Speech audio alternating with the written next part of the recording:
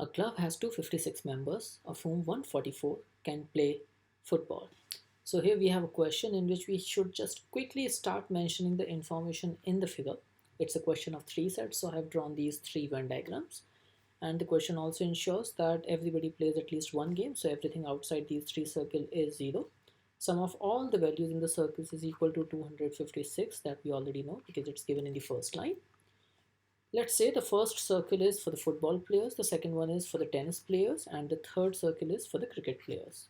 So the first line says that 144 can play football. This is 144. The total tennis players is 123 and the cricket players is 132. Moreover, 58 members can play both football and tennis. When we say football and tennis, we are actually looking at this entire region. So I'm not writing the value inside because any value written inside any closed loop is representing that value of that particular closed loop. So this entire region becomes 58.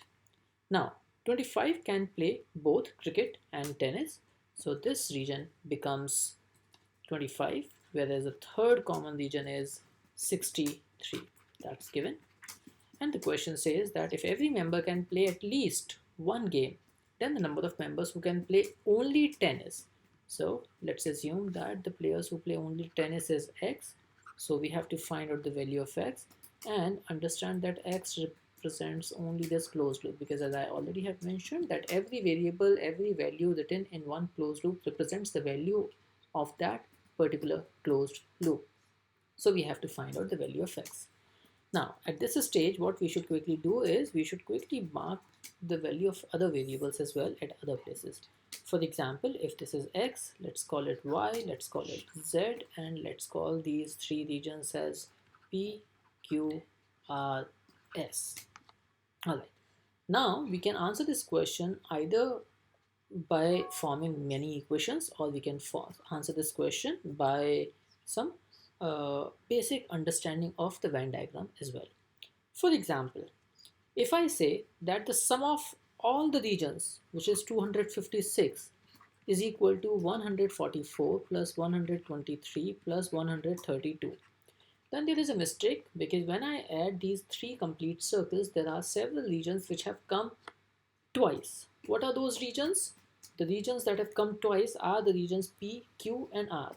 So in order to count every region uniquely, what I have to do is I have to subtract all these regions once. That means I should subtract P, Q, and R once, but I don't have the value of P, Q, R. So what I'm doing is I'm subtracting the values of regions, this entire regions. So what I'm doing is 63 plus 58 plus 25. But the problem is, by doing so, I have subtracted this s thrice. It was added thrice and it has been subtracted thrice as well. So I have to add it once because I want to consider every value exactly once. So this, on solving, gives me a value which is 256 minus sum of all of them plus sum of these three values, and if we add them it becomes 253. So the value of s becomes 3. That's the first step. Now the second step in answering this question is that now we have the value of s, we have to find out the value of x.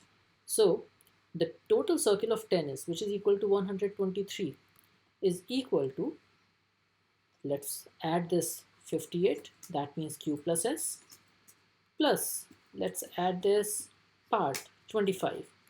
But in this case, this s has been added twice, so I'm subtracting this s once, and I need to add x as well here. So now I have an equation in which I can see x available.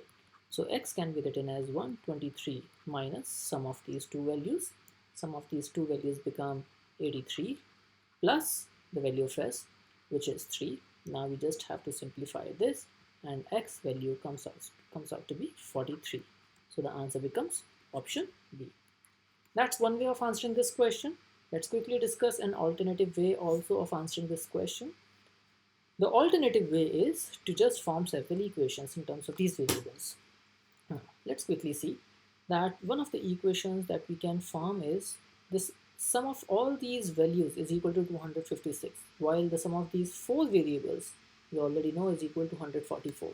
That means sum of these remaining three variables, which means x, plus r plus y can be written as 256 minus 144. So if we simplify this, we get 112. Similarly, all the values outside the circle tennis can be written as z plus p plus y, and the sum of them will be equal to 256 minus 123, and taking the difference here, what we get is 133. Similarly, the value of all these variables inside the circle of cricket is 132. So the values outside them are z plus q plus x, and these values can be written as 156 minus 132. Now there is an alternative way as well of forming the equation. I could have simply added these four variables and I could have written the sum of them to be equal to 144. But then forming the equation in four variables and then simplifying them is far more tougher than forming the equations in three variables. So we always try to minimize the variables in any equation. So having done this, the third equation that we have here is 124. So we have these three equations. At the same time, we also have several things. For example, we know q plus s is equal to 58. We also know that q s plus r is equal to 25, and we also know that p plus s is equal to 63. Now we have these equations, and what we have to do now is we have these 1, 2, 3, 4, 5, 6 equations. By simplifying these 6 equations, we can once again get the answer x equal to 43, but it's only slightly lengthy method to answer this question. However, I just wanted the viewers to know the second and alternative method as well. Thank you so much for watching this video.